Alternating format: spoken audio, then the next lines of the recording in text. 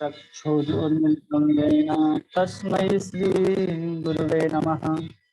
नमः ॐ विष्णुपादाय कृष्णपृष्ठाय भूतले श्रीमते भक्तिवेदान्त स्वामी इति नामिने। नमस्ते सरस्वती देवे गौरवाणी प्रचारिणे निर्विशेष शून्यवादी पाश्चात्य देश तारिणे। जय श्री कृष्ण चैतन्य प्रभु नित्यानंद श्री अद्वैत गदाधर श्रीवासादि गौर भक्तवृंद। हरे कृष्ण कृष्ण कृष्ण हरे हरे, हरे राम राम राम हरे हरे।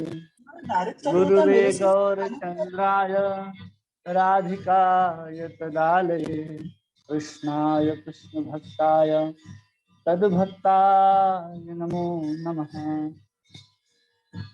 हरे कृष्णा। आप सभी का बहुत बहुत स्वागत है इस भागवत संघ में, जिसमें हम लोग आज श्रीमद् भागवत के 15वें श्लोक के ऊपर चर्चा करेंगे कि सौनक आदि ऋषि क्या प्रश्न पूछ रहे हैं और क्या संबोधन करते हुए सूत गोस्वामी को कह रहे हैं। श्लोक संख्या 15।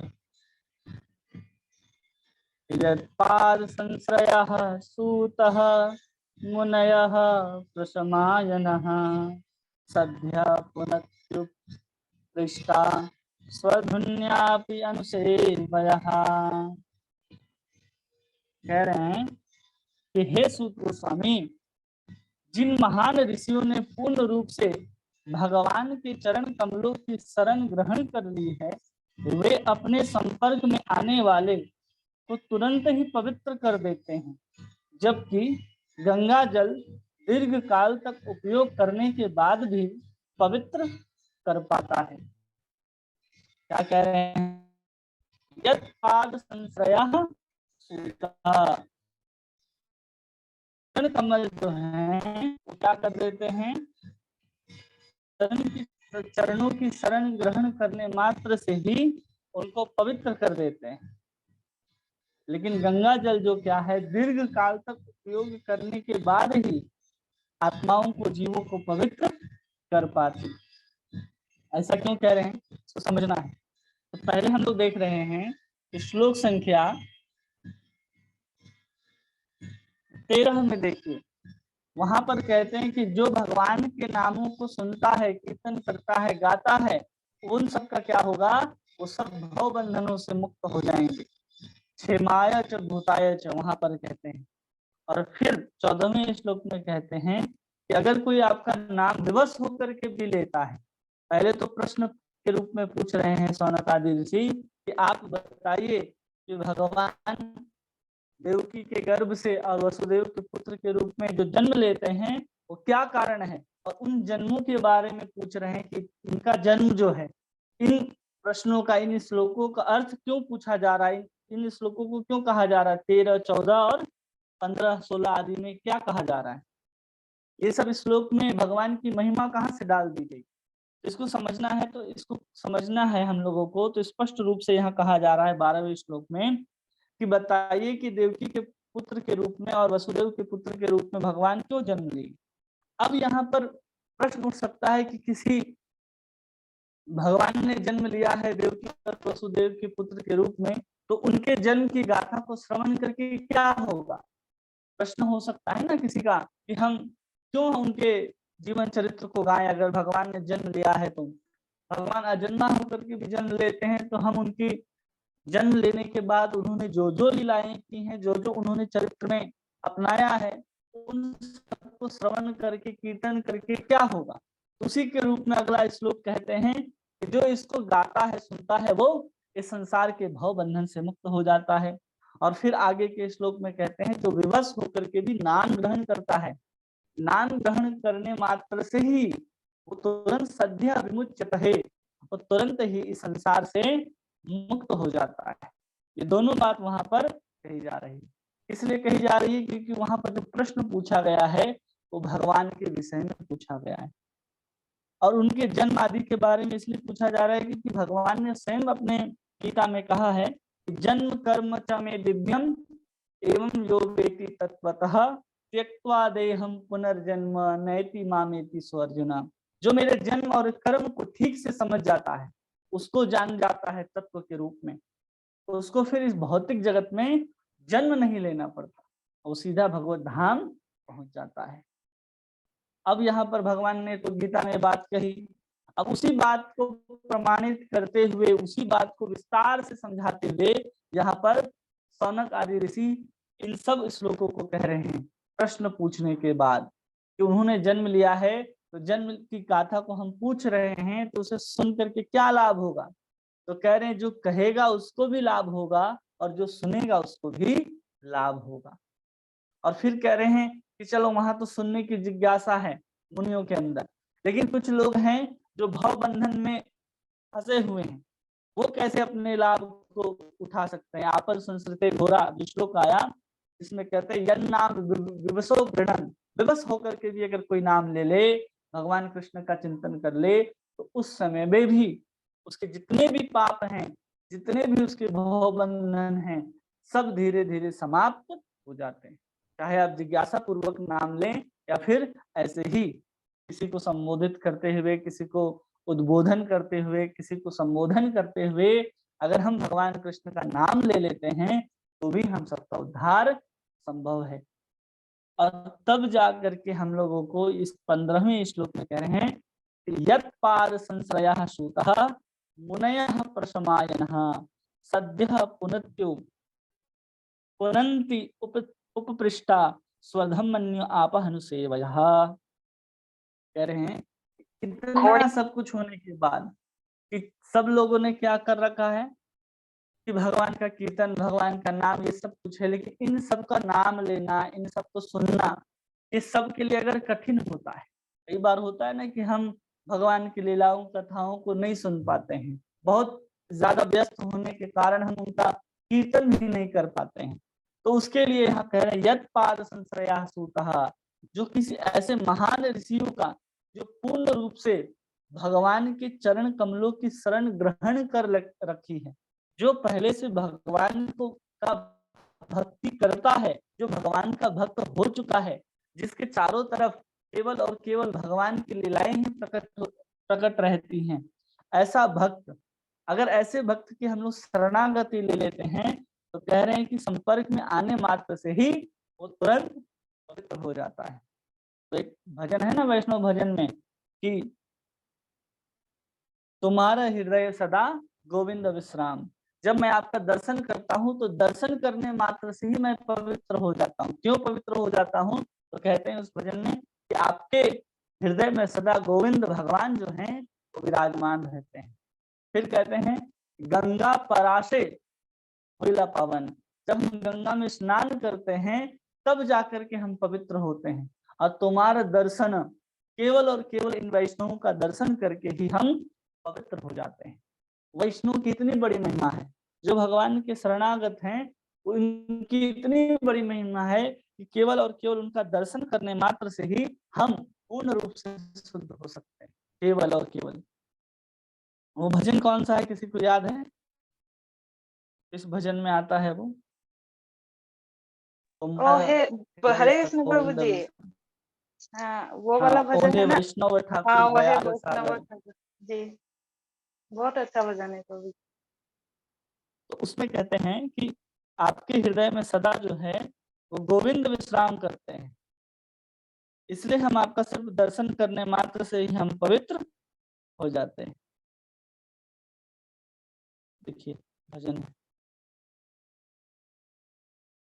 ओहे वैष्णव ठाकुर, इसमें तो नहीं है।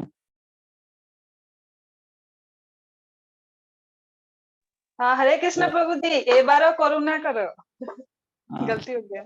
हाँ वो वाला है करुणा वैष्णव गोसाई,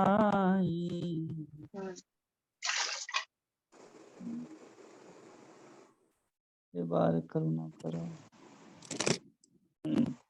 नरोत्तम दास ठाकुर ने इस भजन को लिखा है यहाँ पर उसी चीज को कह रहे हैं, यत् पाद संश्रया सूता, जिन्होंने भगवान श्री कृष्ण के चरण कमलों की शरणागति ग्रहण कर रखी है, उनके चरण कमलों का सिर्फ हम संपर्क में आते हैं। ऐसा भी नहीं कहा जा रहा है कि हम उन महाभागवतों के वैष्णव के शरण के शरणागत हो जाएं, केवल हम उनके संपर्क में आए।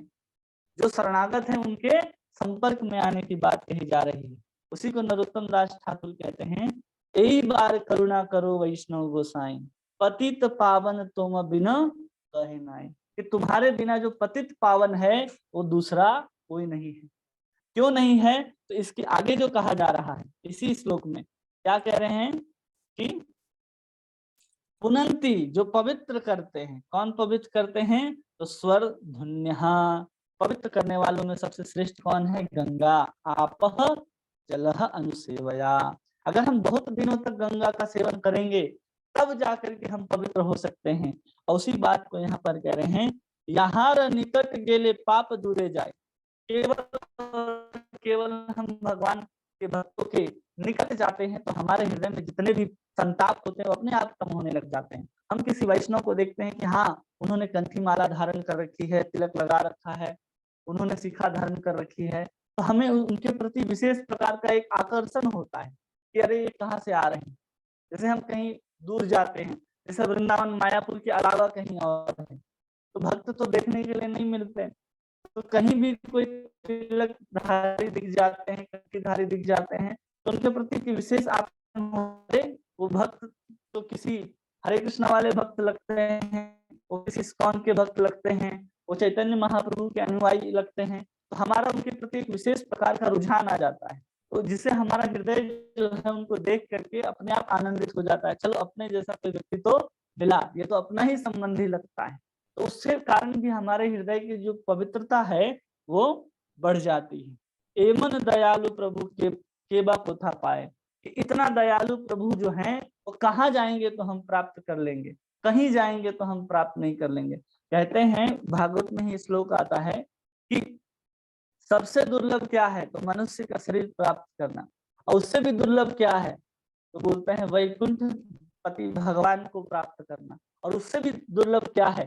तो कहते हैं वैकुंठ प्रिय दर्शनम, जो भगवान के भक्त हैं उनका दर्शन करना और भी कठिन। कहते हैं कि मनुष्य का शरीर धारण करना तो चलो आसान हो सकता है, भगवान को प्राप्त करना भी आसान हो सकता है, लेकिन भगवान के भक्तों के दर्शन और भगवान के भक्तों का संग ये आसान नहीं। कई बार हमको लगता है कि अरे बहुत सारे भक्त हैं, इतने हजारों लाखों भक्त हम लोग देखते हैं, बहुत आनंद आता है, लेकिन कई बार ऐसा होता है कि उनमें शुद्ध भक्त कितने हैं? कितने लोगों ने भगवान की सही में शरणागति ले रखी है? कितनों ने अपने हृदय के अंदर गोविंद को विराजमान कर रखा है? कितनों ने अपने हृदय के अंदर राधा और कृष्ण के युगल स्वरूप की सेवा को विराजमान कर रखा है? लेकिन सब क्या दिखते हैं? भक्ति के रूप में होते हैं कई बार, लेकिन उस समय उनके हृदय में जो शुद्धता है उस रूप में व्याप्त नहीं हो पाती। तो यहाँ पर जिस बात को कहा जा रहा है कि यत् पाद संश्रया सूतः, कि जो पूर्ण रूप से शरणागत, पूर्ण रूप से शरणागत का अर्थ क्या है? जो सब कुछ कृष्ण के लिए ही करते हो, जिनका उठना खाना पीना सोना सब कुछ कृष्ण के लिए हो, उस समझिए कृष्ण के शरणागत है। स्वयं के लिए उनका कोई प्रयास नहीं है, जो कुछ भी कर रहे हो भगवान कृष्ण की सेवा के लिए ही जो कर रहे हैं, समझना चाहिए कि कृष्ण के शरणागत है। वो कृष्ण के ऊपर ही आश्रित हैं, चाहे जीवन के लिए या फिर भोजन के लिए या फिर वसन के लिए, सब कुछ के लिए वो केवल और केवल भगवान कृष्ण के ही आश्रित रहते हैं। और संग की जब बात की जाती है कि हमें किसका संग करना चाहिए, यहाँ कहा जा रहा है ना कि प्रशमायन, हाँ, कि हमें क्या करना है? जो परमेश्वर की भक्ति में लीन है। अब हम लोग संग जब करने जाते हैं तो हम लोग किस आधार पर संग करते हैं कि अरे ये प्रभु जी तो माला करते हैं, ये माता जी तो भी माला करती है, तो हम उनके संग में आने लग जाते हैं कि हाँ इनका भी संग करना चाहिए, इनका भी संग करना चाहिए। लेकिन वास्तव में अगर देखा जाए तो आचार्य कहते हैं कि अपने से उत्तम भक्त का संग करना चाहिए, जो हमसे श्रेष्ठ हो। दूसरा, वो किसी के प्रति ईर्ष्या न रखता हो, दूसरा क्वालिटी है। और उसका जो हृदय जो है वो कोमल होना चाहिए। ये तीन क्वालिटीज अगर हैं तो आप किसी भी भक्त का संग कर सकते हैं। मतलब कि वो आपसे भक्ति में, आपसे भजन में थोड़ा सा भी उन्नत हो तो आपको उसका संग करना चाहिए, पहला। दूसरा, उसका हृदय कोमल होना चाहिए। चौथा, वो किसी के प्रति ईर्ष्या न रखता हो, ऐसे वैष्णव का, ऐसे भागवतों का संग करना चाहिए। तब जाकर के हम भक्ति में उन्नति कर सकते हैं। अब केवल देखेंगे कि वो भक्ति में तो उन्नत हैं, लेकिन हृदय जो है उनका कोमल नहीं है, या फिर वो किसी के प्रति ईर्ष्या रखते हैं, तो भी उनका संग करके आपको कोई लाभ नहीं होगा। वैसे वैष्णव का, वैसे लोगों का संग जो है वो नहीं करना चाहिए। जैसे हम लोग 3 प्रकार के भक्त हम लोग कई बार सुने हैं ना, उत्तम भक्त, मध्यम भक्त और कनिष्ठ भक्त। तो ये तीनों भक्त जो है श्रद्धा के ऊपर आधारित है। और उत्तम भक्त जो होते हैं वो सब में कृष्ण का ही दर्शन करते हैं, तो किसी के प्रति ईर्ष्या नहीं करते हैं। और उत्तम भक्त ऐसे नहीं बन गए, वो उनका हृदय जो है वो भाव की अवस्था में जा करके धीरे धीरे कोमल हो गया है। अब जहां पर आप जाएंगे, जैसे किसी दलदल स्थान पे जाते हैं तो कैसे आपका पैर फंसता है, वैसे ही आप किसी ऐसे महाभागवतों के संग में जाएंगे तो वहां से आपको आने की इच्छा नहीं होगी। जब वो कुछ बताएंगे, जब वो कुछ सुनाएंगे, जब आप उसके संग में बैठेंगे तो आपको उनका संग छोड़ने की इच्छा ना होगी। तो समझिए कि इसका हृदय जो है वो सही में कोमल है। अगर वो दिखाने के लिए ऐसा बन रहा है तो आपको तो पता ही चल जाएगा कि ये सब दिखावे के लिए। इसलिए हमें उत्तम भक्त का संग करना चाहिए, मध्यम भक्त के साथ सेवाएं करनी चाहिए, और कनिष्ठ भक्तों को सिखाना चाहिए। जो नए नए भक्त हैं उनको सिखाना चाहिए कि आप ऐसे सेवा करो, ऐसे भगवान का नाम लो, भगवान ऐसे हैं, भगवान ने ये लीलाएं की, इन सब लीलाओं के पीछे क्या कारण है, वो सबको बताने के लिए कनिष्ठ भक्त को बताना चाहिए। या फिर जो मध्यम अधिकारी हैं उन सबको भी समझाना चाहिए। प्रभुपाद जी उपदेशामृत में लिखते हैं कि हर वैष्णव को, हर भक्त को, हर इस्कॉन के साधक को कम से कम मध्यम अधिकारी का तो होना ही चाहिए। कनिष्ठ अधिकारी के अंदर क्या गुण होते हैं इसको समझ लीजिए, फिर हम लोग समझ जाएंगे कि मध्यम अधिकारी किसको कहते हैं और क्या होनी चाहिए उसके अंदर क्वालिटीज।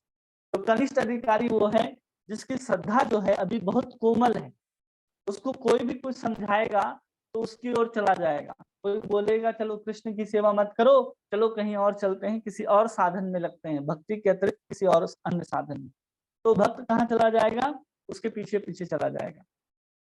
वो हो गया कनिष्ठ भक्त। और कनिष्ठ भक्त का दूसरा क्वालिटीज क्या है कि वो जब भगवान के विग्रह की सेवा कर रहा है तो केवल भगवान के विग्रह की सेवा करेगा। उसके सामने कोई भी भक्त आ जाए तो विग्रह को छोड़ करके उसको प्रणाम करने वाला नहीं। तो कहते हैं कि जो केवल विग्रह में ही भगवान का दर्शन करता है, किसी के हृदय में नहीं और किसी भक्त के अंदर नहीं, वो कनिष्ठ अधिकारी। ये तीसरे स्कंद में भी ये बात कपिल जी कहेंगे स्पष्ट रूप से कि जो केवल विग्रह की सेवा करे और सभी के मनुष्य के हृदय में भगवान का दर्शन न करे, वो कनिष्ठ अधिकारी होता है। तो वैसे ही जब व्यक्ति का केवल और केवल मानसिकता केवल विग्रह सेवा में रह जाती है, केवल और केवल उसकी श्रद्धा वहीं रह जाती है, तो कोई भी उसे हटा सकता है, क्योंकि उसको इतना ज्यादा ज्ञान नहीं है, इतना ज्यादा उसे तत्व का ज्ञान नहीं है। गीता, भागवत आदि में जो भगवान ने कहा है अलग अलग तत्वों के बारे में, उसका ज्ञान नहीं होता। और इन सब के ऊपर उसकी जो श्रद्धा है, जो विश्वास है, वो बहुत दृढ़ नहीं होता है, वो कनिष्ठ अधिकारी। जो मध्यम अधिकारी होता है उसकी श्रद्धा जो है एकदम पुष्ट होती है। वो भले ही बहुत कुछ तर्क वितर्क करने में समर्थ ना हो, लेकिन उसकी श्रद्धा जो है बिल्कुल भगवान और वैष्णव शास्त्र और गुरु के प्रति निष्ठ होती है। उसकी श्रद्धा को कोई उसकी जगह से हिला नहीं सकता। तो ऐसे भक्त को हम लोग मध्यम अधिकारी कहते हैं, जो किसी को भी अपने जो भी ज्ञान है उसके उसके पास, उसके माध्यम से वो किसी को भी कृष्ण भावना भावित में ला सकता है, वो प्रचार कर सकता है मध्यम अधिकारी। इसलिए मध्यम अधिकारी को अपनी श्रद्धा को दृढ़ कर लेना चाहिए। और जितने भी प्रभुपाद जी के द्वारा लिखे गए सुंदर सुंदर ग्रंथ हैं, उन सब ग्रंथों का अध्ययन करके उसको इतना नॉलेज हो जाना चाहिए, ज्ञान हो जाना चाहिए कि कोई भी कुछ प्रश्न पूछे तो उसका शास्त्रिक रूप से, प्रामाणिक रूप से वो उत्तर दे सके। उसको कहते हैं मध्यम अधिकारी। और प्रभुपाद जी कहते हैं कि हर भक्त को मध्यम अधिकारी के स्तर तक होना ही चाहिए कम से कम। और उत्तम अधिकारी क्या है कि उसने अब क्या प्राप्त कर लिया है, पूरा कृष्ण प्रेम को प्राप्त कर लिया है। अब चारों तरफ कृष्ण का ही दर्शन होता है। वो किसी से तर्क वितर्क नहीं करते, वो किसी को ऐसा नहीं बोलते कि तुम ये करो ये करो, ऐसा नहीं करते। उनका व्यवहार सबके प्रति समान होता है। लेकिन मध्यम अधिकारी का जो व्यवहार होता है वो अलग अलग होता है। वो उत्तम अधिकारी का संग करते हैं, अपने जैसे मध्यम अधिकारी का वो मित्र बनते हैं और कनिष्ठों के प्रति दया दिखाते हैं। ये मध्यम अधिकारी का व्यवहार करने का तरीका है। तो ऐसे 3 प्रकार के भक्त होते हैं और उनमें से संग किसका करना चाहिए, तो हमने कहा जो आपसे श्रेष्ठ हो, उन्नत हो और जिनका हृदय कोमल हो, और तीसरा वो सबके प्रति समभाव रखते हो, ऐसे भक्तों का हमें संग करना चाहिए। और फिर कहते हैं गंगार पराश हैला पश्चात पावन। कह रहे हैं कि गंगा में जब हम स्नान करते हैं तब जाकर के हम पवित्र होते हैं। और फिर कहते हैं दर्शने पवित्र करे तुम्हार गुना। केवल वैष्णव का दर्शन करने मात्र से जो जीव हैं वो पवित्र हो जाते हैं।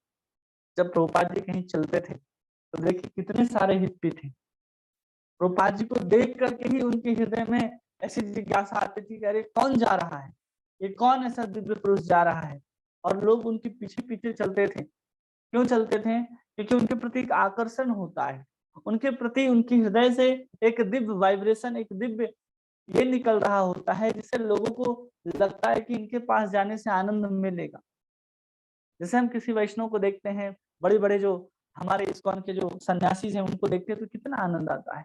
अरे कितने सुंदर भक्त हैं, कितनी भक्ति है, कितना सुंदर सब कुछ बताते हैं, सिखाते हैं, कितना आनंद आता है। तो यही करे दर्शने पवित्र करे ही तुम्हारे गुण, केवल और केवल दर्शन से ही हम आपके पवित्र हो जाते हैं। और फिर कहते हैं हरि स्थाने अपराध कार्य हरि नाम। कि हरि के स्थान पर मतलब किसी धाम में या भगवान के पास अगर हम कोई अपराध कर देते हैं तो उससे क्या हो जाता है, जब हम हरि नाम लेते हैं तो उससे वो अपराध जो है वो क्षमा हो जाता है, मार्जित हो जाता है। तुम स्थाने अपराधे नहीं परित्राण। कहते हैं कि अगर हम वैष्णव के निकट अगर अपराध कर देते हैं तो कोई परित्राण नहीं है, सिवाय हम उस वैष्णव से माफी मांगने के अलावा दूसरा कोई उपाय नहीं रह जाता है। फिर कह रहे हैं तुम्हारो हृदय सदा गोविंद विश्राम। क्योंकि आपके हृदय में भी गोविंद विश्राम करते हैं और आप स्वयं भी भगवान कृष्ण के बहुत अनन्य भक्त होते हैं। प्रति जन्म करी आशा चरणे रधूली। और ऐसे भक्तों का हमें प्रत्येक जन्म में आशा करनी चाहिए कि आपके चरणों की धूलि प्राप्त हो। नरोत्तम कर दया अपना बोली, हे वैष्णव आप हम सबको अपना जान करके ये सब हम आपसे प्रार्थना कर रहे हैं कि आप अपना संग दीजिए। तो यही भजन का जो भाव है, इस श्लोक के भाव को नरोत्तम दास ठाकुर ने अपने सुंदर रचना में लिखा है कि हम गंगा में दीर्घ काल तक अगर उपयोग करेंगे तब जाकर के हम पवित्र होंगे। लेकिन गंगा में पवित्र होंगे तो कैसे पवित्र होंगे? हमारे पाप तो क्षमित हो जाएंगे, लेकिन पाप करने की जो प्रवृत्ति है वो कभी भी गंगा समाप्त नहीं करती। कई लोग हैं जिन्होंने अपने जीवन में नियम धारण कर रखा है कि हम पिएंगे तो गंगा जल ही पिएंगे। तो ठीक है, गंगा जल पीना है, अगर आपके कंठ के अंदर गंगा जल है तो मृत्यु के बाद तो आप निश्चित ही भगवत धाम जाएंगे, ये तो निश्चित है। लेकिन जब शुद्ध होने की बात होती है, जब हम गंगा में स्नान करते हैं तो उससे हमारे जो जीवन में किए गए पाप हैं वो सब नष्ट हो जाते हैं। गंगा में स्नान करने के बाद उन पापों को भोगने के लिए आपको यमराज दंड देने के लिए नरक नहीं ले जा सकता है, इतना महत्व है गंगा का। जब कोई गंगा में स्नान करने के संकल्प से अपने घर से एक एक कदम की जब कदम को रखता है तो एक एक कदम में अश्वमेघ यज्ञ करने का पुण्य प्राप्त होता है, इतना महिमा है गंगा का। फिर भी यहाँ कह रहे हैं कि स्वधुन्य आपन सेवया, अगर हम बहुत दिनों तक अगर सेवन करें फिर भी वैसा पवित्र गंगा नहीं कर पाती जैसा पवित्र किसी वैष्णव के चरण धूलि हम सबको करती। क्यों? गंगा हमारे जीवन में किए गए पूर्व जन्म के पापों को धोती है, लेकिन उन पापों को करने की जो वासना है हमारे अंदर, जो बार बार हम पाप करते हैं, एक बार हमने गंगा में स्नान कर लिया, ठीक है, फिर हम जाकर के वही सब पापों में लग जाते हैं, वही सब कृत्यों में लग जाते हैं, उसको तो गंगा नहीं धोती, उसको कौन धोता है? केवल और केवल भक्तों के संग से हमारे जीवन से वो प्रवृत्ति धीरे धीरे कम हो जाती है। हम अपने ही जीवन में देखें ना कि हम क्या करते थे पहले, क्या कुछ नहीं खाते पीते सब कुछ करते थे, कहाँ कहाँ नहीं जाते, लेकिन जैसे ही हम किसी वैष्णव के संग में आए तो धीरे धीरे हमारा क्या हो गया, वो सब छूट गया ना। ना आज हम किसी प्रकार का मांसाहार करते हैं, ना किसी अन्य प्रकार का हम नशा आदि करते हैं, सब कुछ खत्म हो गया। प्याज लहसुन तक हम लोगों ने छोड़ दिया। क्यों? किसी के संग के कारण ही ना, किसी के प्रभाव के कारण ही। उससे पहले आप कितनी बार गंगा जा करके नहा आए हैं, लेकिन आपका प्याज लहसुन, आपका जो नशा करने का या मांस आदि तो नहीं छूटा। लेकिन जैसे ही हम भगवान के नाम लेने वाले भक्त के संग में आए, उनके माध्यम से हमें भी हरि नाम मिला और हमने भी उस सबको छोड़ दिया। तो ऐसी महिमा है केवल और केवल भक्त की। कोई भक्त के संपर्क में आने से ही उसकी मुक्ति हो जाती है। केवल और केवल कह रहे हैं ना कि दर्शने पवित्र करे ही तुम्हारे गुण। किसी वैष्णव का दर्शन मात्र ही हम लोगों को पवित्र कर देता है। हम लोगों को नहीं लगता है उस समय कि अरे हम पवित्र हो रहे हैं, हमें लगता है कि हम किसी साधारण मनुष्य को देख रहे हैं। तो ये भी समझना है कि जब हम किसी वैष्णव को देखें तो समझना चाहिए कि साधारण नहीं है।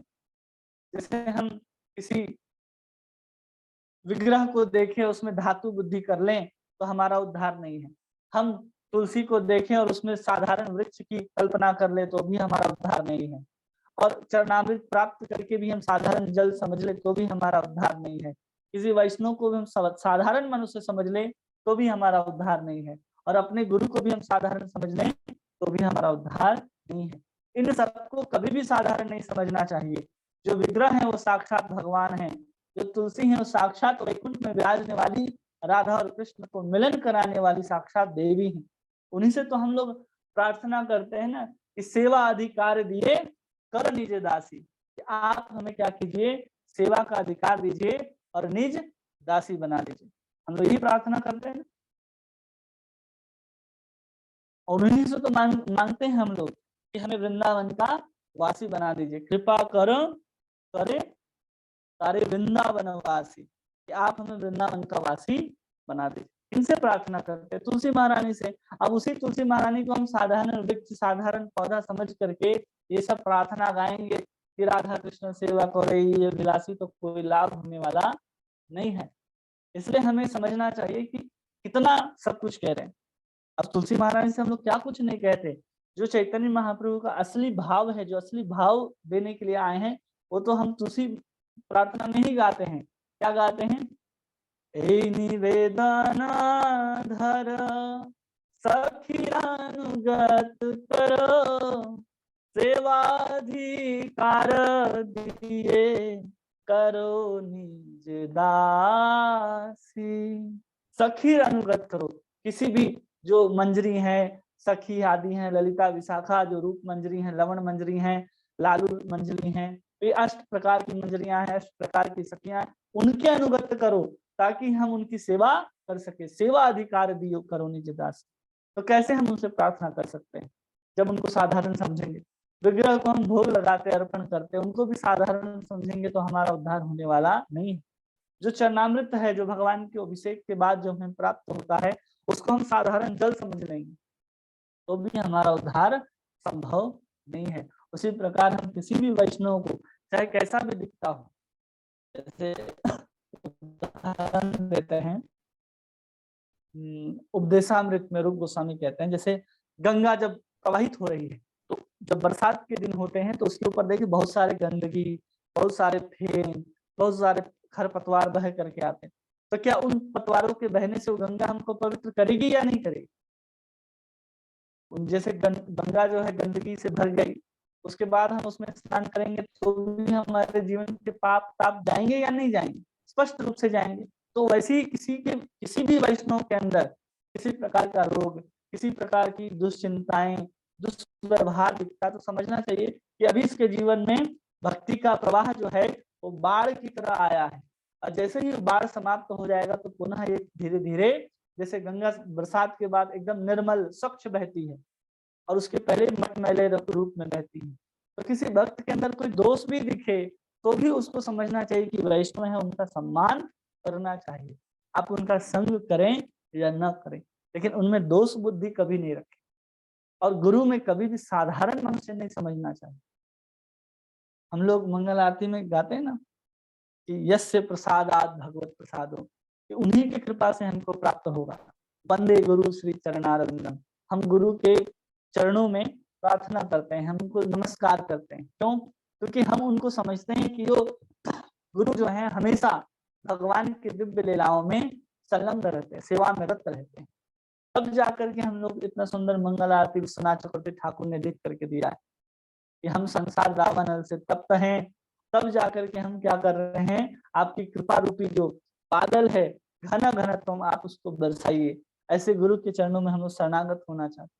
तो इन सबको कभी भी साधारण नहीं समझना चाहिए और इस भागवत को भी साधारण पुस्तक नहीं समझना चाहिए। ये हमारे उद्धार के लिए, हमारे संताप को, जब व्यक्ति का विरह जब बढ़ जाता है ना कृष्ण के लिए, उस समय भी ये कथाएं ही काम आती हैं।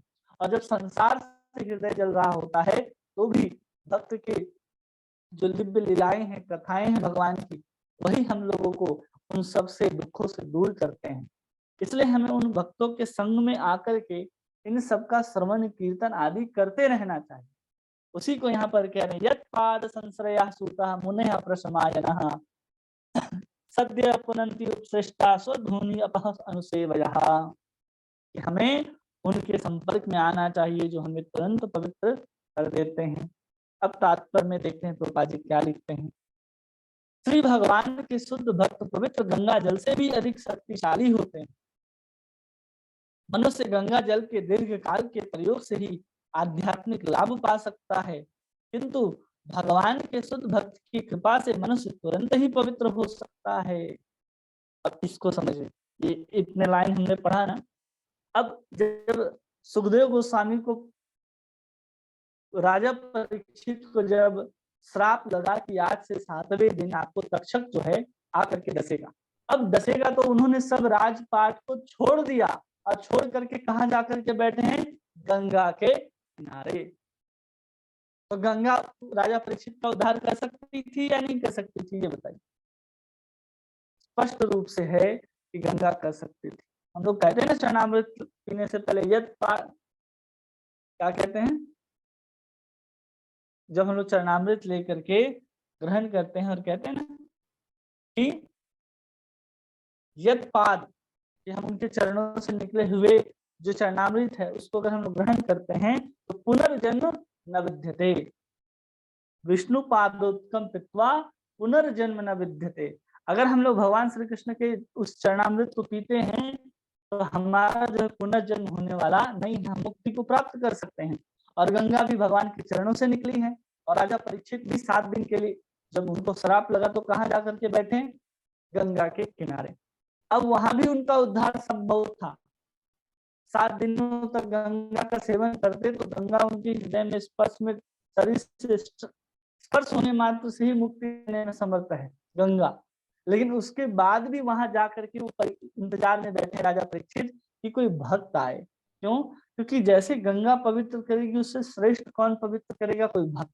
तो इतने सारे वहां वेद व्यास, पराशर, जैमिनी, गौतम, ये सब आकर के बैठते हैं और सबसे प्रश्न पूछते हैं राजा परीक्षित। लेकिन असली भक्त जब सुखदेव गोस्वामी वहां पहुंचते हैं तब जाकर के उनके हृदय में जो शांति मिलती है वो बहुत दिव्य होती है। क्यों? क्योंकि वहां पर भगवान के शुद्ध भक्त का आविर्भाव होता है। वहां भी उदाहरण देखने के मिलता है कि गंगा के किनारे पे बैठ करके राजा परीक्षित किसी भक्त का इंतजार करते हैं। उसी प्रकार हम लोग सोचते हैं कि किसी तीर्थ में जाकर के हम स्नान कर लेंगे और हम पवित्र हो जाएंगे। वो तो ठीक है, आप केवल स्नान किया आप पवित्र हो जाएंगे, ठीक है। लेकिन असली महिमा जो है कि हम किसी धाम में गए तो उस धाम की महिमा को श्रवण करें, किसी भक्त के संग करने का प्रयास करें, उस धाम की महिमा को श्रवण करें, तो समझना चाहिए कि हम असली तीर्थ का लाभ कर रहे हैं। उसी प्रकार जब राजा परीक्षित गंगा के किनारे बैठे हैं तो सुखदेव गोस्वामी से संग भी कर रहे हैं। पूरा का पूरा 7 दिन पर्यंत उन्होंने भागवत की कथा को सुना है, तब जाकर के वो कहते हैं कि अब मैं निश्चित रूप से भगवान को प्राप्त कर लूंगा। ऐसा नहीं है कि मरने के बाद, वो मृत्यु से पहले ही घोषणा कर देते हैं कि अब हमारे हृदय में अनंत शांति, अनंत आनंद का प्रादुर्भूत हो रहा है, क्योंकि भगवान श्री कृष्ण उनके हृदय में धीरे धीरे अपने आनंद को बढ़ा रहे थे। उसी को कह रहे कि गंगा के किनारे बैठ के भी हमें भगवत श्रवण करनी चाहिए, भागवत सुनना चाहिए किसी भागवत के द्वारा। फिर कह रहे हैं किंतु भगवान के शुद्ध भक्त की कृपा से मनुष्य तुरंत ही पवित्र हो सकता है। श्रीमद् भगवत गीता में कहा गया है कि चाहे कोई जन्म से शूद्र हो या स्त्री हो या वैश्य हो, तो भगवान की चरण कमलों की शरण कर सकता है। भगवान कहते हैं नवे अध्याय में कि कोई भी हो, वैसे हो, क्षत्रिय हो, वैसे शूद्र हो तथा स्त्री योनि में भी क्यों ना हो, अगर वो भगवान की भक्ति करना चाहता है तो पूर्ण रूप से अधिकारी है और भगवान की शरण ग्रहण करके वो भी भगवान को प्राप्त कर सकता है। भगवान के चरण कमलों की शरण ग्रहण करने का अर्थ है शुद्ध भक्तों की शरण ग्रहण करना।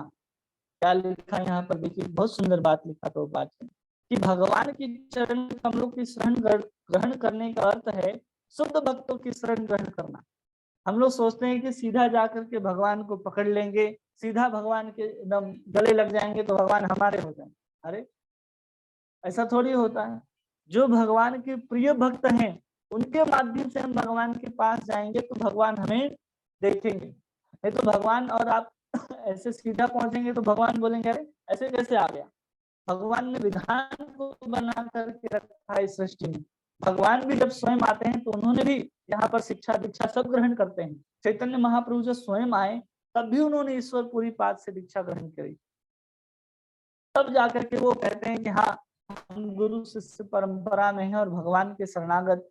जो व्यक्ति भगवान का शरणागत है, उसके शरण ग्रहण कर लेते हैं तो समझना चाहिए कि उनकी कृपा से हमारा भी उद्धार हो जाएगा। कोई सीधे भगवान की शरण ग्रहण कर ले ये आसान बात नहीं है, क्योंकि आपका भगवान के साथ अभी कोई संबंध ही नहीं है। जब संबंध कब जुड़ेगा, जब आप भजन करना शुरू करेंगे। भजन कैसे होगा, जब आप किसी वैष्णव का संग करेंगे। संग कैसे मिलेगा, जब आप उसके साथ शरणागत होंगे, तब जाकर के आपको शिक्षा दीक्षा आदि सब कुछ प्राप्त होगी और आप फिर धीरे धीरे भजन करके भगवान के करीब जा सकते हैं। इसलिए कह रहे हैं कि किसी भक्त के शरण के पहुंच जाओ जो भगवान के शरणागत हैं। जैसे हम बात करें अपने गुरुजनों को देखें तो पूर्ण रूप से प्रभुपाद जी के शरणागत हैं। प्रभुपाद जी पूर्ण रूप से अपने गुरु के शरणागत हैं। उनके गुरु फिर अपने गुरु के शरणागत हैं। फिर वो सब शरण गोस्वामी के शरणागत हैं। शरण गोस्वामी सीधे चैतन्य महाप्रभु के शरणागत हैं। तो हमारा संबंध है, उस संबंध के कारण हम किसी का शरण पकड़ लेते हैं, अपने आचार्यों का, अपने गुरुजनों का, तो हम निश्चित रूप से भगवान के शरणागत कहे जाते हैं। कभी कभी लगता है ना कि अरे हम सीधा भगवान के भक्त हो सकते हैं, सीधा हमारा और भगवान का ही संपर्क होना चाहिए, बीच में अन्य कोई दूसरा आना ही नहीं चाहिए। हम दूसरे को समझते हैं बीच में आ रहा वो दलाल का काम कर रहा है, बीच में कुछ लेन देन का काम कर रहा है। ऐसा नहीं है। गुरु और शिष्य की परंपरा एक कड़ी के जैसे होती है, जैसे एक कड़ी दूसरी कड़ी में जुड़ता जाता है ना, वैसे ही जो गुरु परंपरा है जुड़ते जाती है, तब जाकर के हम कृष्ण के शरणागत होते हैं।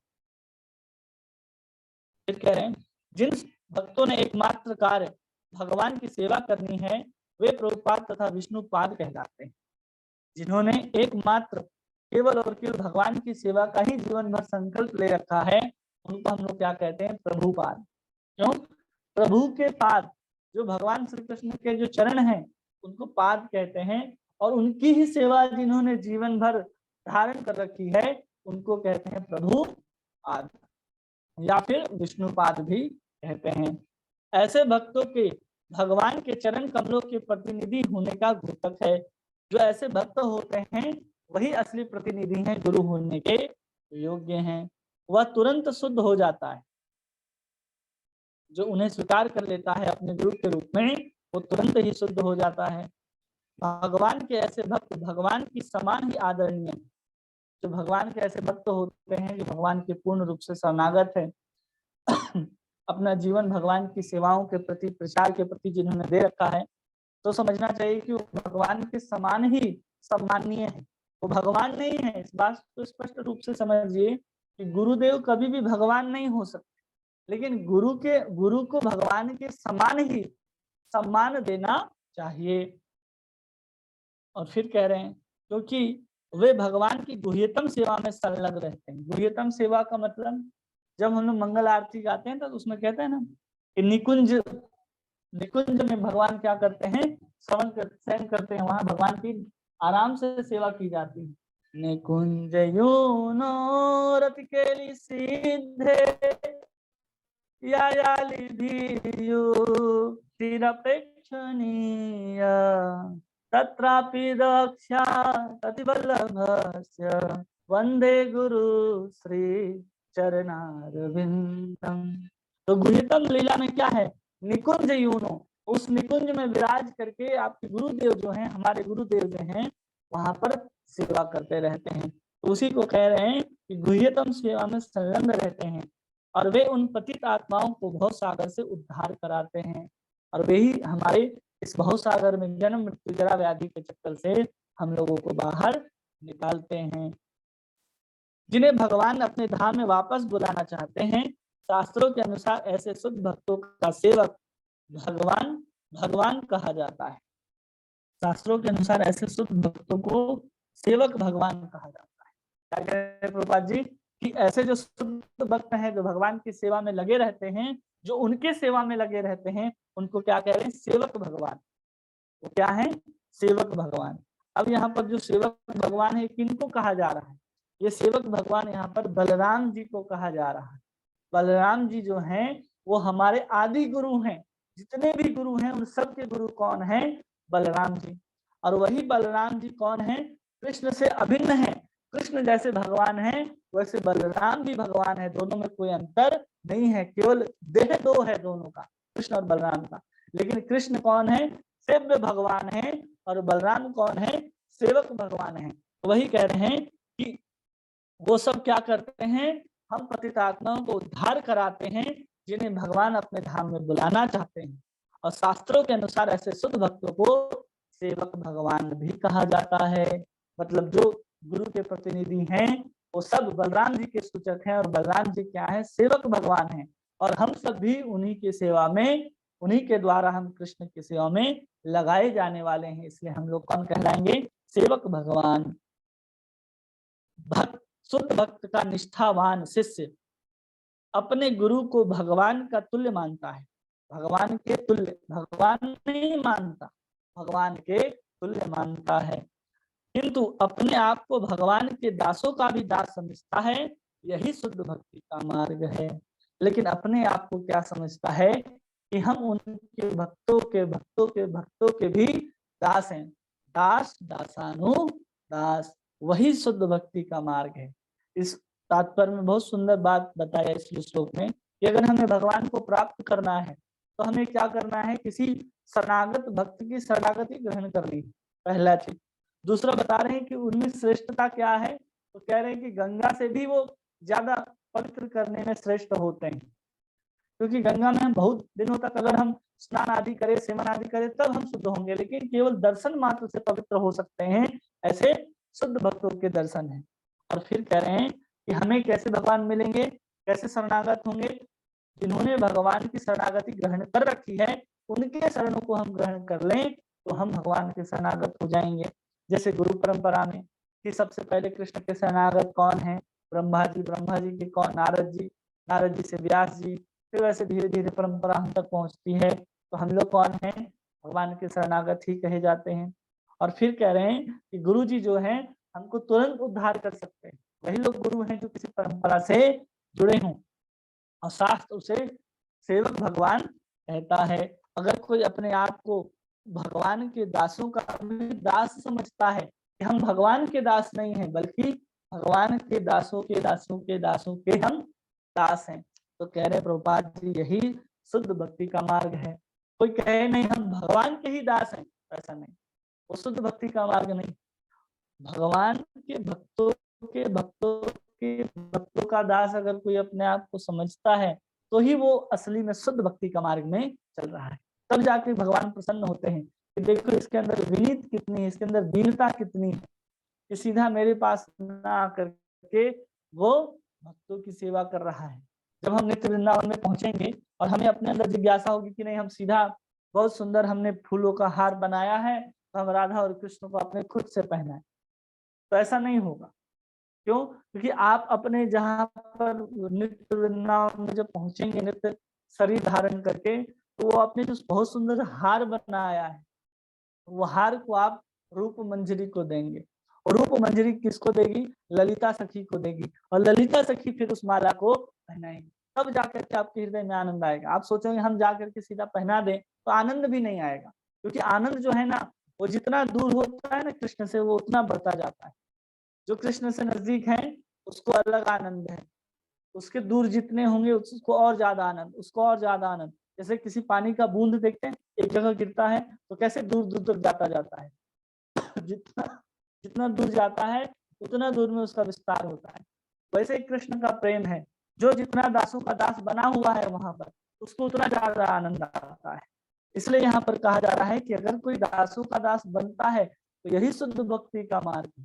क्योंकि हम जाकर के वहां तो ललिता सखी बन नहीं सकते, कि कोई भी नहीं बन सकता। कोई सोचता है कि हम जाकर के वहां ललिता सखी बन जाएंगे, नहीं हो सकता। क्योंकि वहां पर जितने भी सखियां हैं वो सब कौन है?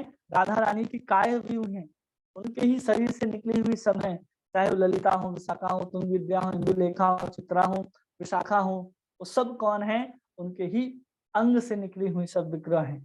तो हम वो कभी नहीं हो सकते। हम उनके दासी के रूप में जरूर जा सकते हैं। तो उनके दासी कौन है? मंजरिया आदि हैं। तो उनके दासी के रूप में हम वहां पर पहुंच सकते हैं, मंजरी के रूप में। तो वही बताया जा रहा है कि हमें दासों का दास होना है। यही असली शुद्ध भक्ति का मार्ग है। सीधा हमें कृष्ण दास, सीधा गोविंद दास बनने का प्रयास करेंगे तो हम उतने सफल नहीं हो पाएंगे। इसलिए जो गोविंद के भक्त हैं, गोविंद दासानुदास होना है। जो गोविंद के दास हैं उनके अनुदास बनना है। तब जाकर के हम असली शुद्ध भक्ति को प्राप्त कर पाएंगे। और जो आनंद चैतन्य महाप्रभु हम सबको देना चाहते हैं, वो असली गुही आनंद को हम प्राप्त कर पाएंगे और आनंद ले पाएंगे। किन्हीं का कोई प्रश्न है, कुछ पूछना चाहते हैं तो प्रभु जी, माता जी। हरे कृष्णा प्रभु जी, दंडवत प्रणाम। दंडवत प्रणाम। हरे कृष्णा। प्रभु जी, आज आपने जैसे बहुत अच्छी चर्चा की, हमें बहुत कुछ बातें बताई, मगर उसमें आपने एक चीज बताई कि जो कृष्ण जी का गोलोक धाम है, उससे भी ज्यादा जो है इम्पोर्टेंट है वो शुद्ध भक्तों का संग है, उत्तम भक्तों का संग है। प्रभु हाँ। जी, हमें ये उत्तम भक्त मिलेंगे कैसे प्रभु जी? इनका संग कैसे मिलेगा, ये मेरा प्रश्न है। कैसे हमें पता चले कि भक्त उत्तम है प्रभु जी? हाँ, तो अभी हमने बताया ना कि कनिष्ठ भक्त, मध्यम भक्त और उत्तम भक्त। तो जो उत्तम हाँ भक्त जी। होते हैं ना, वो जैसे आप प्रभुपाद जी को देखिए, प्रभुपाद जी के जीवन में देखिए तो कैसे उन्होंने एक एक बात को रखा, कैसे वो सबके प्रति दृष्टि प्रचार की होती थी, कैसे वो सब तरफ कृष्ण को ही देखते थे, वो एक एक जगह कृष्ण को ही दिखाते थे और समझाते थे। जैसे कोई भी गुरुजन हो, कोई भी जो उत्तम भक्त है, जैसे प्रभुपाद जी हैं, तो उनको देखिए कि हर जगह जब वो समुद्र के किनारे भी जब मॉर्निंग वॉक में निकलते थे, तो उनके अंदर भी वो भाव आता था उनको देख करके कि ये समुद्र जो है वो कैसा दिख रहा है, बिल्कुल नीला दिख रहा है, तो उसमें जो कृष्ण को देख लेते थे।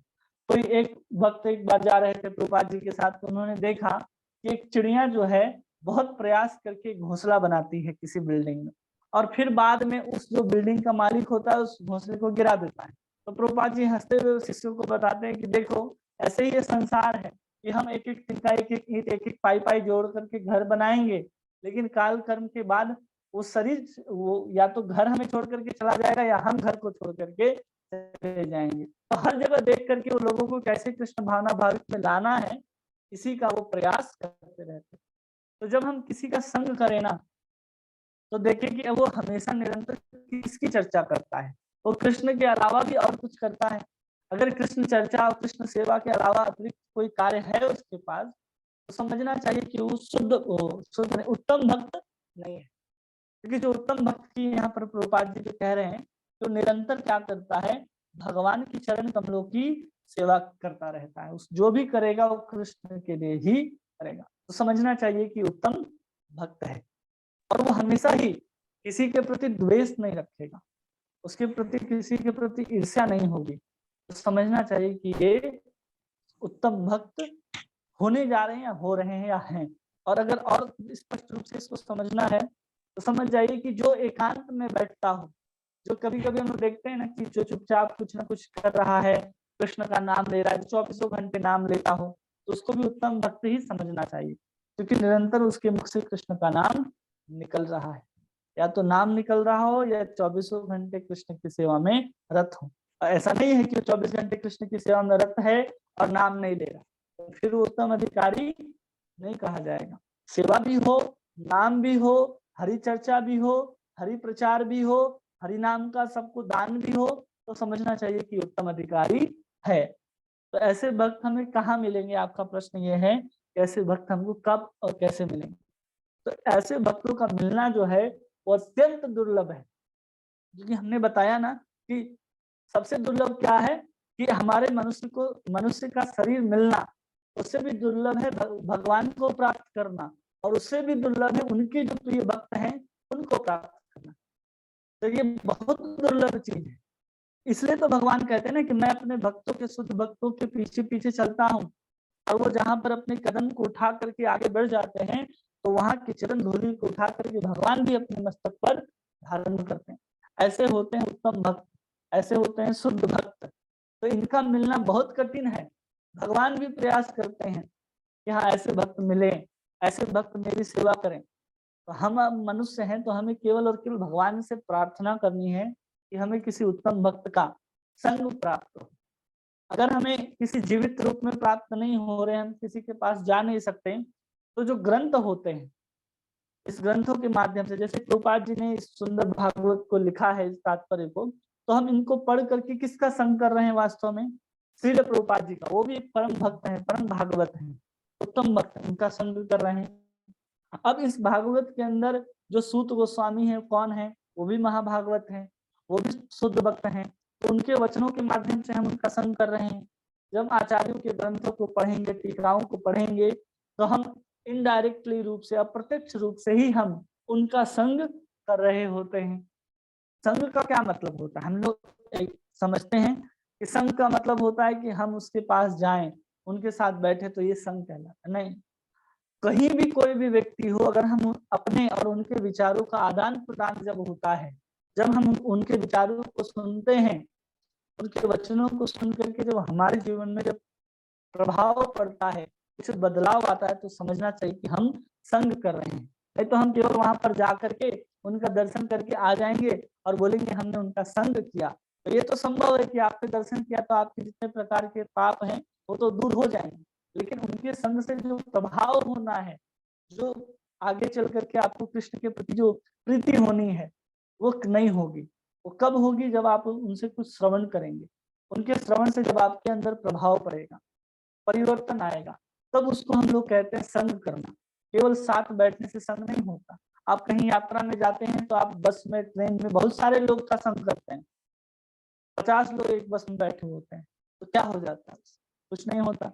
लेकिन आपके बगल में सीट में बैठा हुआ कोई ऐसा व्यक्ति मिल जाता है जिससे आप बातचीत कर लेते हो, उसके विचार आपको अच्छे लगते हैं, तब आपके जीवन में कुछ सुधार, बदलाव आता है। तो समझना चाहिए आप 50 में से आपके बगल में बैठे हुए व्यक्ति का आपने संग करके कुछ वास्तव में संग किया है। अन्यथा हम तो कई लोगों से मिलते हैं जीवन भर, इसलिए संग को भी ठीक से समझना है, और भागवत को भी और उत्तम भक्त को भी ठीक से समझना है। नहीं तो पता चला कि हम उत्तम भक्त तो मिल गए, लेकिन हम संग नहीं कर पाए, और संग कर रहे हैं लेकिन वो उत्तम भक्त नहीं। इन दोनों को तालमेल ठीक से रखना है। तो केवल प्रार्थना से या फिर ग्रंथ के माध्यम से हम भागवतों का संग कर सकते हैं, उत्तम भक्तों का संग कर सकते हैं। ऐसे हम अपनी बुद्धि से ढूंढ कि हाँ ये शुद्ध भक्त हैं, क्योंकि वो अपने मुख से तो कभी कहेंगे नहीं कि हम बहुत शुद्ध भक्त हैं, भाई आओ मेरा संग करो। इस बात को ध्यान रखना है कि लगते हैं, दूर से देखने में सब कोई शुद्ध भक्त लगेंगे। राधानाथ महाराज की किताब है द जर्नी होम, तो उसमें वो कई बार इस चीज का वर्णन करते हैं कि अगर कोई दिख रहा है कि वो भगवान का लेते रो रहा है, ये सब हो रहा है, तो हमें उसके प्रति सम्मान जरूर करना चाहिए, लेकिन उसका संग करने से पहले भी हमें थोड़ी देर रुकना चाहिए कि हाँ सही में ऐसा है, या फिर उस समय के लिए भाव आया है और रो रहा है। क्योंकि भाव आएगा तो निरंतर रोएगा, वो एक क्षण के लिए, 2 क्षण के लिए, 1 घंटे के लिए नहीं रोएगा, तब जाकर के हम उसके संग करना चाहिए। ठीक है माता जी। हरे कृष्णा प्रभु जी, बहुत सुंदर जवाब बताया प्रभु जी, बहुत बहुत सुंदर। आपका बहुत बहुत धन्यवाद प्रभु जी, क्योंकि मन में मेरे ये प्रश्न हमेशा रहता है कि ये अच्छे भक्त हमें, अभी तो हम खुद ही प्रभु जी इतने नीचे कि हम तो कुछ भी हमारे अंदर खुद भी नहीं है, मगर ये भी आपने सही कहा कि जो हम आपसे श्रवण कर रहे हैं, साहित्य ये पढ़ रहे हैं, उच्च भक्तों के द्वारा लिखा गया है, तो वो भी प्रभु जी एक तरह से संग है और हमें वो करना है। बहुत ही अच्छा प्रभु, धन्यवाद। और किसी का कोई प्रश्न, कोई प्रभु जी, माता जी कोई पूछना चाहते हैं?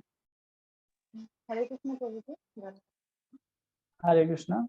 प्रभु जी, जैसे कि आपने गुरु के बारे में बताया कि गुरु हाँ। के बिना गोविंद नहीं मिलेंगे, तो अभी जैसे कोई कोई लोग होते हैं ना, वो स्वतः ही भगवान को जैसे मानते हैं, गुरु के बिना ही वो भगवान कृष्ण को पूजा करते हैं, उनके साथ और बाकी सबको भी पूजा करते हैं, तो उनको हाँ। मतलब भगवान मिलेंगे या नहीं मिलेंगे? जब व्यक्ति शुरुआत में जब भगवान की सेवा कर रहा हो और भगवान का नाम ले रहा हो, तो जब हम कोई भगवान का नाम ले रहा है और सेवा कर रहा है, तो कहते हैं ना कि कृष्ण वंदे जगत गुरु, और कृष्ण को ही गुरु मान ले। तो गुरु मिलने से पहले तक जो भी प्रक्रियाएं होनी है, जो भी शुद्धिकरण होना है, उस जीव के साथ होगा। ऐसा नहीं है कि उसकी पूजा का, उसकी सेवा का उसको फल नहीं मिलेगा, मिलेगा, लेकिन वो चाहता है कि हम भगवान को प्राप्त कर लें पूर्ण रूप से, बिना किसी गुरु के शरणागत हुए। बिना गुरु के शरणागत हुए मतलब क्या, कि कोई ऐसा भक्त जो गुरु परंपरा से जुड़ा हुआ हो, उसके बिना वो भगवान को प्राप्त नहीं कर सकता। अगर वो गुरु ऐसे किसी के शरणागत है या फिर ऐसे किसी से सुन भी रहा है, तो उसे कृष्ण भगवान मिल जाएंगे। और दूसरा आपने कहा कि भगवान कृष्ण के साथ और किसी अन्य को पूज रहा हो, तो उसको भगवान मिलेंगे या नहीं मिलेंगे? स्पष्ट कह देते हैं, नहीं मिलेंगे, नहीं मिलेंगे और नहीं मिलेंगे। जब हम कृष्ण को पूज रहे हैं तो सिर्फ और सिर्फ कृष्ण होने चाहिए। कोई अन्य देवी देवता अगर वहां पर आ जाते हैं तो कृष्ण वहां पर आने वाले नहीं है। हरि भक्ति विलास में अगर देखें, यहाँ तक वर्णन है कि अगर आप भगवान राधा कृष्ण के विग्रह की सेवा कर रहे हैं, तो उन विग्रह के साथ अगर आपने किसी अन्य देवता के भी अगर विग्रह रख दिया, तो आप कृष्ण के प्रति अपराध कर रहे हैं। इसलिए जब हम कृष्ण की सेवा करें तो ध्यान रखना चाहिए कृष्ण की ही सेवा करें। और हम लोग इतना डरते भी हैं कि अरे हम इन देवता को कैसे छोड़ दें, हम इतने साल से पूजते आ रहे हैं। अरे सब नौकर चाकर हैं भगवान कृष्ण के, हाथ जोड़ करके सामने खड़े होते हैं। इसलिए तो हम जब भगवान को प्रणाम करते हैं तो अपने हृदय की तरफ भगवान को रख करके प्रणाम करते हैं। क्यों? क्योंकि सामने से प्रणाम करेंगे तो जितने भी देवी देवता हैं तो सामने खड़े होकर प्रणाम कर ही रहे हैं। इसलिए हम अब भगवान को अपने बाएं रख करके प्रणाम करते हैं। इसलिए अगर हम किसी देवी देवताओं को भगवान से के सामने रख करके पूज रहे तो समझिए अपराध ही हो रहा है। तो जब हम भगवान की सेवा करें, पूजा करें, तो केवल और केवल कृष्ण होने चाहिए, राधा और कृष्ण होने चाहिए, सीताराम होने चाहिए, लक्ष्मी नारायण होने चाहिए, या फिर भगवान नरसिंह होने चाहिए, जो हम हमारे परंपरा में पूजे जाते हैं, वो रखेंगे, कोई अपराध नहीं है। लेकिन आप किसी विष्णु विग्रह के साथ किसी अन्य देवी देवताओं को रखेंगे, ये अपराध होगा। चाहे वो लक्ष्मी जी हो, चाहे वो गणेश जी हो, चाहे कोई भी हो, दुर्गा जी हो, तो आप नहीं रख सकते। जब आपको कृष्ण को प्राप्ति करनी है ना, तो केवल और केवल कृष्ण ही होने चाहिए। इसलिए प्रभुपाद जी ने इस संघ का नाम ही रखा है कृष्ण भावना भावित संघ। कृष्ण भावना भावित होना है। हम 1 घंटे के लिए कृष्ण भावना भावित हों और फिर थोड़ी देर के लिए दूसरे देवी देवता के, सही नहीं है, ये अपने लिए सही नहीं। जी प्रभु जी, और एक बात बोले ना वो कि बाएं रख के भगवान को हाँ, जब हम लोग प्रणाम करते हैं भगवान को, तो हम लोग देखते हैं अपने भगवान को अपने बाएं हाथ की ओर रखते हैं और फिर प्रणाम करते हैं। जिधर कृष्ण खड़े होते हैं, राधा और कृष्ण खड़े हैं, तो जिधर कृष्ण खड़े होते हैं उस तरफ से हमें दंडवत करना चाहिए। हाँ, वो क्यों करते हैं प्रभु जी? क्योंकि जितने भी देवी देवता है ना, वो सब सामने खड़े होते हैं भगवान के सामने और उनको प्रणाम कर रहे होते हैं। और दूसरा कि हमारा हृदय भी तो किधर है, हमारे शरीर के बाएं हिस्से में होता है ना, दाहिने होता है। इसलिए भी हम अपने हृदय के द्वारा प्रणाम कर रहे हैं, इसलिए भी हम लोग बाएं रख करके भगवान को प्रणाम करते हैं। जो पुरुष होते हैं उनको पूरा दंडवत प्रणाम करना चाहिए, और जो माताएं हैं उनको पंचांग प्रणाम करना चाहिए, पूरा दंडवत नहीं, पंचांग प्रणाम करना है। प्रभु जी, और एक प्रश्न, गंगा जी के बारे में आपको बहुत अच्छा समझा है, जितना नॉलेज है, तो गंगा जी और यमुना जी में कुछ फर्क है क्या? गंगा जी जो है वो भगवान के चरण से निकली है, और यमुना स्वयं भगवान की पटरानी है, समझ रहे हैं? ऐसा नहीं कि गंगा में स्नान करने से हम पवित्र होंगे और यमुना में स्नान करने से पवित्र नहीं। गंगा अगर ज्ञान है तो यमुना जो है वो भक्ति है, आपको समझना है। गंगा भी परिक्रमा करता है तो उसे ज्ञान भक्ति का लाभ होता है, और कोई यमुना में स्नान करता है तो उसे भी भक्ति और वैराग्य की प्राप्ति होती है। धन्यवाद। और कोई भक्त आज स्पष्ट आवाज आ रहा था ना सब? नहीं प्रभु जी, कट रहा था, मतलब खेल आवाज था बीच।